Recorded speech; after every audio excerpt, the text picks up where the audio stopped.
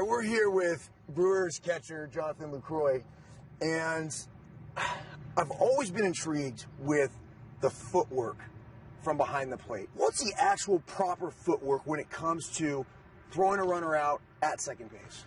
You know, coming up in the minor leagues and stuff, guys always taught us to replace our feet with each other. So for me, I don't have a good arm, let's be honest. So I gotta be quick with my feet, my transfer. So what I try to do is I try to get my right foot under the center of my body. So the sooner I get this right foot down, the sooner I can get in line and make the throw. You got to be quick.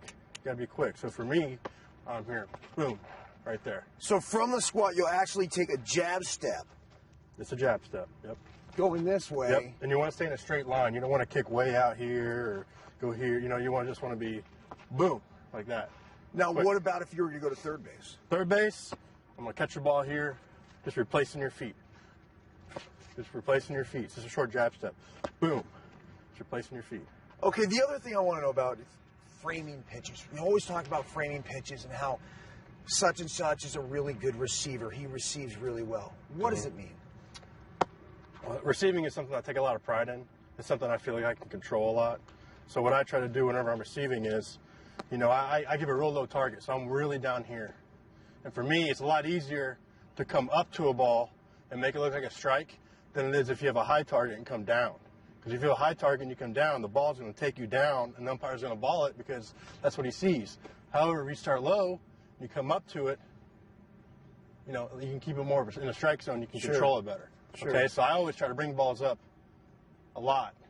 You can get easy strikes like that. I don't do the big, huge, you know, college frame job. You know, the guys that are like, you know, I don't like doing that. Of course. I try to just catch the ball and stop it.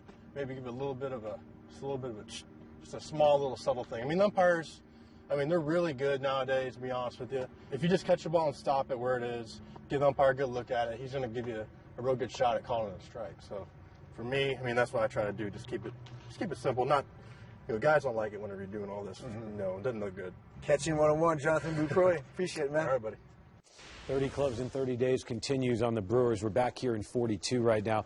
The importance of framing from a pitcher's standpoint is what? It's important. I think it's more important for a pitcher to be comfortable with a catcher. And I was fortunate. I played with a lot of really good catchers. But one that sticks out, Charlie O'Brien, early in my career with Milwaukee. Then we played it with each other again with the Toronto Blue Jays.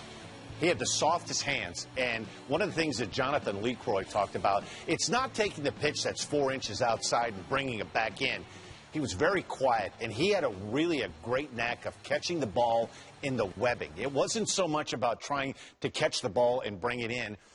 As a pitcher, show us here. You're not too concerned about a catcher that's going to take a high strike and try to frame it. But Charlie O'Brien was really good at just keeping the glove here and catching the ball in the webbing of the glove, so he didn't have to do this. He had incredibly soft hands, and he very rarely took any pitches away.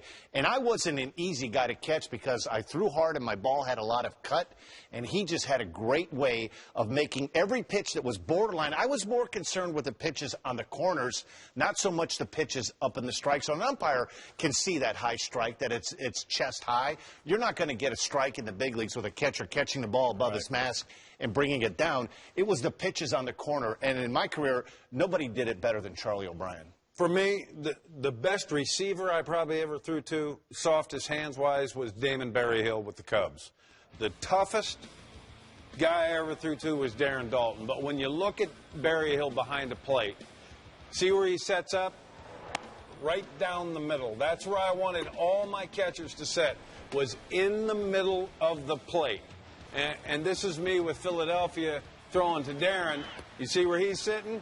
None of my catchers set on the corners. I didn't want them sitting on the corners. I wanted them to sit down the middle. That's what I wanted, because I didn't care about getting pitches, but I didn't want them taken away.